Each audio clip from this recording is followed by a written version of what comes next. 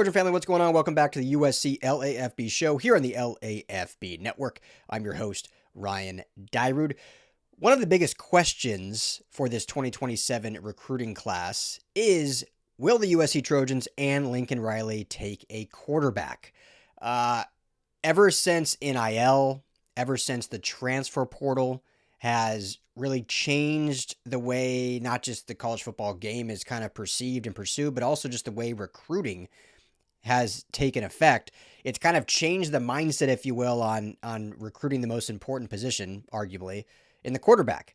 And we've seen just recently, highly touted 5-star, once commit to USC or once rostered player to USC, Husan Longstreet, bolt after just one season, and now he is on the LSU roster in for this 2026 season. So it kind of behooves the question of going against what coaches and programs have typically always done, and you kind of try to add a quarterback in every class.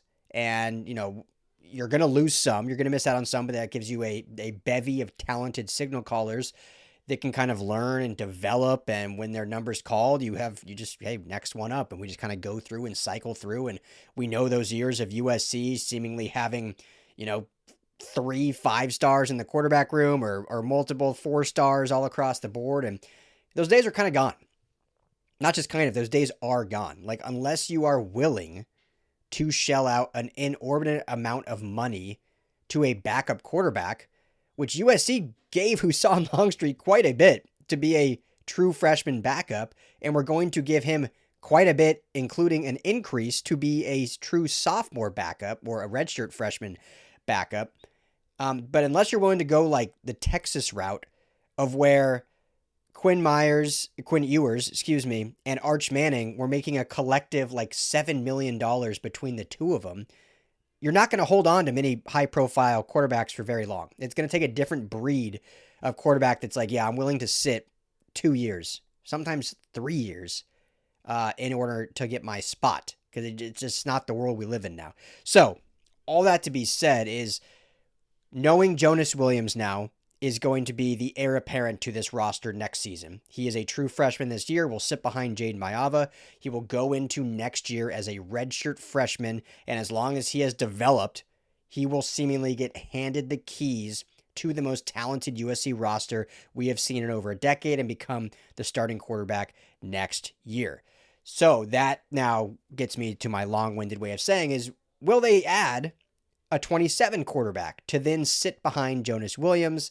And will we see it play out to the extent of, hey, sit a year and then bolt or whatnot? So as of now, USC has only offered one quarterback for 2027. And I'll get to the process Lincoln Riley uses. But as of now, Peyton Houston is the only QB that he has offered. Peyton Houston is currently committed to LSU. So no other offers currently outstanding. However, just some news now that 4-star quarterback Dane Weber, if it's Weber, let me know if I'm pronouncing that incorrectly, anyone out there, has now scheduled a visit to USC for March 24th. Weber is like I said, a 4-star quarterback, plays at Chaparral High School. He is teammates with wide receiver Eli Woodard, who just committed to USC on his birthday on February 10th, just a few days ago. So you got a strong connection there. Luke Heward has been to see Weber play multiple times. He's visited with his mother and him multiple times. They've already started building a strong connection, strong relationship. And Max Steinecker, one of the assistants in the recruiting office underneath Chad Bowden, has also been a main point of contact. And so I think this is a talented quarterback. He is, just to give you all the measurables on him, between 6 foot and 6'2".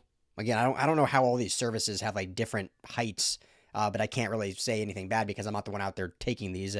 But I think Rivals has him at 6 foot, 24/7 has him at 6'2". So in that just a touch above 6 foot range. 215 pounds, and according to Rivals industry rankings, he is the 25th ranked quarterback in the class. He is the second-ranked quarterback in the state of California, just behind Brady Edmonds, the 4-star quarterback out of Huntington Beach, who is currently committed to Ohio State. So, surprisingly, not a lot of high-profile quarterbacks in California this go-around. Those are the only two in the top, 40, or top 30. And the highest one, Edmonds, I think is 10th overall. And then you get Weber at 25th. So, just a position, I guess, with not a ton of, at least in terms of these recruiting services. Obviously, those don't tell the entire story. Statistically speaking, very good past couple of years for Chaparral. Last year as a junior, threw for 3,645 yards. It had 41 touchdowns and a 71% completion percentage. He also ran for 688 yards and had 14 touchdowns on the ground. So 4,333 all-purpose yards and 55 total touchdowns. So, and in his sophomore year, he rushed, I could say his passing stats were really good as well, but he rushed for 834 yards as a sophomore. So showing some dual threat ability. I don't know if that's the strength of his game. I'll be honest, this is not a guy I've watched a ton of tape on. So if this progresses, I will certainly dive into his game more. I'd love to go see a game maybe this fall potentially. So I can't just sit here and say, hey, this is a dual threat quarterback. This guy runs like Jonas Williams. This has the athletic ability of this. But statistically speaking, the guy can clearly do it with his legs as well, which is what you look for a Lincoln Riley quarterback in this Lincoln Riley offense. They've got to be able to do both and got to at least have that ability to extend plays with their legs. And if they can be a threat on the running game, we know how much that opens up the offense. We've seen it in his Oklahoma days. We obviously saw it with Caleb Williams, and we saw the difference. We haven't seen it unleashed yet, but we did see the difference going from Miller Moss to Jade Maiava, with Maiava giving a little bit more versatility in the run game, a little bit more athleticism, and I still believe he can be utilized even more. He's not Caleb Williams out there.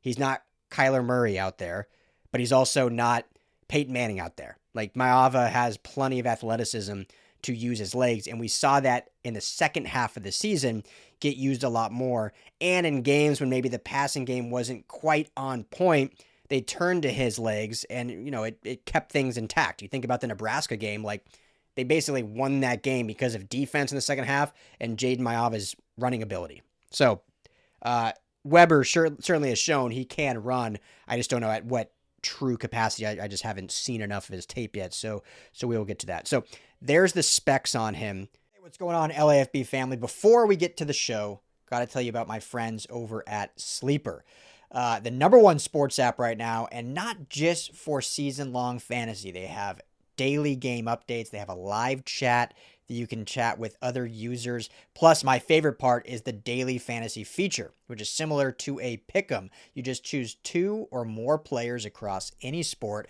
choose more or less in whatever sport that may be. So if it's football, more or less touchdowns. For Jaden Maiava, if it's Mekhi Lemon, more or less receptions. If you're looking at the Dodgers, more or less home runs for Shohei Ohtani. Really easy, and you can win real money. Right now, when you go and make your first deposit, make sure you use our promo code. You see it right there on the screen, USC LAFB. That's going to give you a match deposit bonus up to $100. You put in $100 to play with, you're going to get $100 free on top of that. You can put in 10, you get 10 free.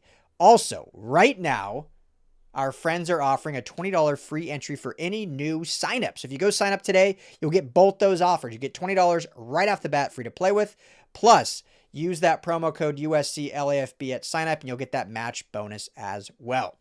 Go to the App Store, Google Play, download the Sleeper app today, and tell them that the USC LAFB sent you. Now, let's get on to the show. Again, not offered yet. But he will visit March 24th, which that is kind of the next steps in the Lincoln Riley quarterback process. And this is one that maybe I'm just a football nerd here, but I love this. I love the Lincoln Riley kind of quarterback recruitment. He only offers one at a time.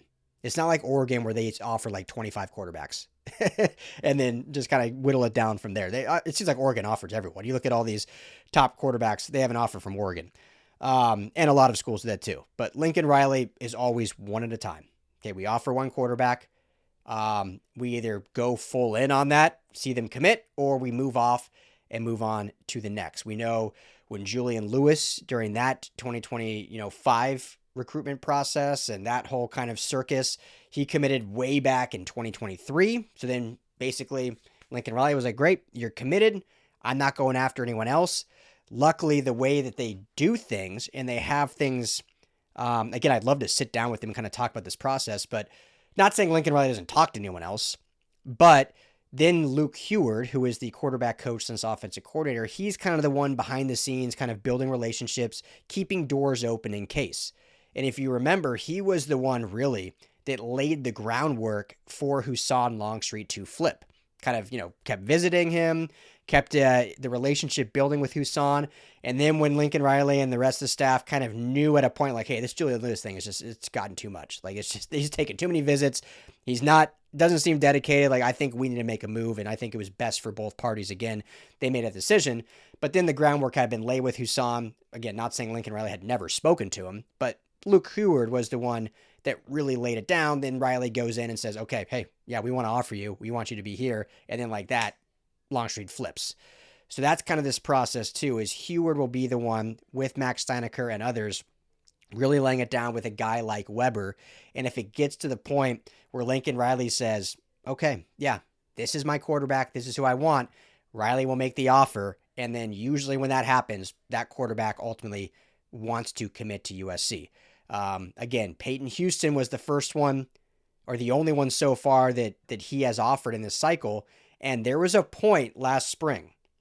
When all signs pointed to Houston committing to USC. It was, hey, Lincoln Riley and USC was all in on Houston for 27, and Houston and his family was loving USC and looking good. Then with, I think, the idea of Husan Longstreet being here, with Jonas Williams being here, and then Peyton Houston, like, he wouldn't play till 2030. Nobody does selling better than Shopify. Shopify is the home of the #1 checkout on the planet. And the not-so-secret secret, with Shop Pay that boosts conversions up to 50%, meaning way less carts go abandoned and way more sales going through. So if you're into growing your business, your commerce platform better be ready to sell wherever your customers are scrolling or strolling. On the web, in your store, in their feed, and everywhere in between. Businesses that sell more, sell on Shopify. Upgrade your business and get the same checkout that Skims uses. Sign up for your $1 per month trial period for 3 months at shopify.com/Westwood1, all lowercase. Go to shopify.com/Westwood1 to upgrade your selling today. Shopify.com/Westwood1. 2029 wouldn't take over. And then there are obviously other NIL stuff going on and whatnot. So then he ultimately decided to stay home where he's from and commit to LSU. So it'll be an interesting process. I will keep everyone posted on what we hear. But as of now, Dane Weber, looking like the next potential QB to get an offer in the 2027 class. Now, I've said this, and I'll wrap it up with this. I've said this many times. This is what I believe. This doesn't mean that I've heard this from Lincoln Riley and this is the way they will do this. In my opinion, I would not get a quarterback in the 27 class. With the way the landscape is, with the way, and I'm not saying anything about Weber now, but just the way the majority of these kids and their backings kind of think, and I'm not saying that's a bad thing, not calling them out, but the unwanting to sit and develop, it's just not worth the price of admission anymore.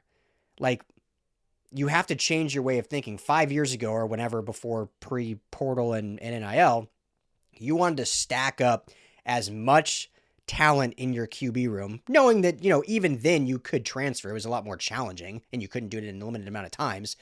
But you still wanted to stack up as many. And as a coach, like you didn't want to throw a quarterback in until year 3. You didn't want to. Like if guy was that good, you're going to. Like it's not going to stop you. But your goal as a coach was, hey, I want a guy that's been in my system for 2-3 years. He's now going to be a redshirt sophomore, junior. He's matured not just as a football player, but as a leader of this football team. Like that, you don't want to throw a freshman. You don't want to throw a redshirt freshman, a true sophomore, into the fire as the leader of your program. But now, in order to do that, like I said at the beginning of the show, you either have to shell out a ton of money to just have a guy sit for 2 or 3 years and allocate a lot of your NIL budget to that one player. And still you might do that and they might still end up leaving. And then you just burn through a bunch of cash for really no reason. Now that happens in other positions too. That's not just the quarterback position. But to me, I would go every other year. Because you look at Jonas Williams, if all things work out perfectly, which they never do in life or in football, but let's pretend they do. 26, this is his freshman year. He sits, develops. 27, he takes over as a redshirt freshman, right? So 28, he'll still have to play a third year to be eligible. So then in 28, he will play as a redshirt sophomore. Let's say he's done fantastic. USC's done well. They've gone and won a natty with Jonas Williams. It's his third year. He is now going to enter the NFL draft. That 27 quarterback, meaning will not have an opportunity to start till 29. That's the bare minimum, right?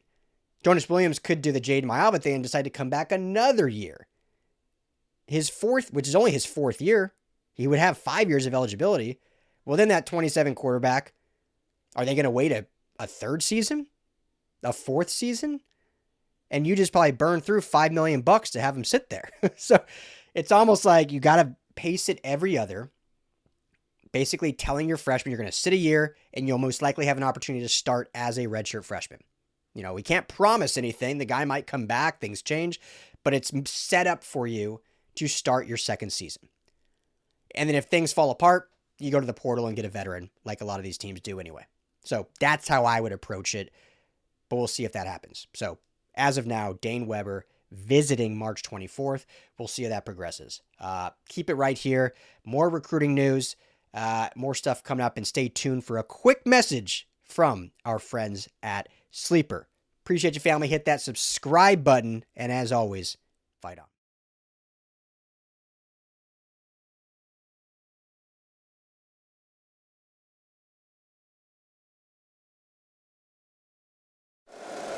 If you like the show, please take a moment to rate, review, and subscribe. It really does help the show to grow. Thank you for listening.